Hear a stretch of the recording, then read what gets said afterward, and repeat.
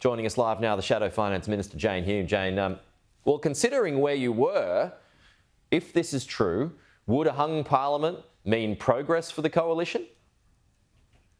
I don't think a hung parliament is good for any Australian. We've seen that before. What this poll, however, tells me is that whatever reset the government were looking for over the break hasn't been achieved. And it hasn't been achieved for two reasons. One of those is that Australians now know that the government has taken its eye off the ball, that the government's priorities aren't the same as Australians' priorities. The number one issue for Australians is the cost of living, and that's being driven by inflation. The government has taken its eye off the ball, and the RBA have called out the fact that their spending, which has happened increased over every single budget, is actually making the situation worse. This split between the RBA and the government is unprecedented, I think, in my lifetime, certainly since the RBA became an independent body. But the other thing that has failed to reset the government, and that is reflected in these polls,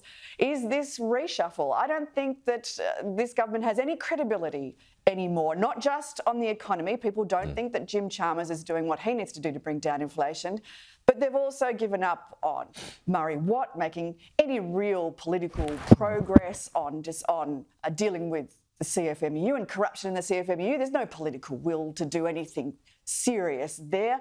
They don't think Claire O'Neill's going to build 1.2 million homes anytime soon. They don't think that Tony Burke, if his track record is anything to go by, can protect our borders. He let in 83 boats in 80 days the last time he was Immigration Minister.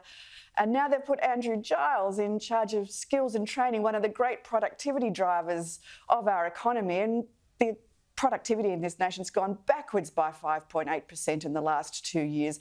So I think that that Australians have woken up to the fact that this government is not doing what it needs to do to make them better off, to make more money, put more money back in their pocket in a sustainable way, and to improve their standard of living and their quality of life. No, the government is sure tying itself in knots to avoid that accusation that it's not helping inflation. I think my chat with the Prime Minister last week proved that. But look, tackling inflation while helping people who need it, it's always a tricky balance, is it not? Because any help is feeding money into the system. So what's the right way about going about that?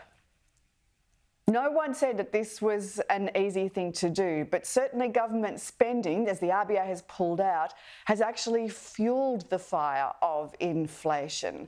For instance, just spending an additional $450 million on a voice referendum that nobody knew, nobody wanted and nobody needed, and that we knew was going to go down, that fuels inflation. Putting $1 million into a solar panel company that is never going to be internationally competitive fuels inflation. $500 million into a quantum computing company that's based offshore. That fuels inflation. $620,000 on a speechwriter to make Bill Shorten sound more empathetic when he talks about the NDIS. That fuels inflation. The decisions that the government is making are making the situation worse. All Australians pay a price because the RBA keeps having to jack up interest rates in response. Now the RBA is saying that an interest rate cut was not even on the cards last week, and we won't be returning to the middle of that band, that 2 to 3% band, until the middle of 2026. That's 2 years of more paying price for ordinary Australians. OK, Parliament is back. Jane Hume, thank you.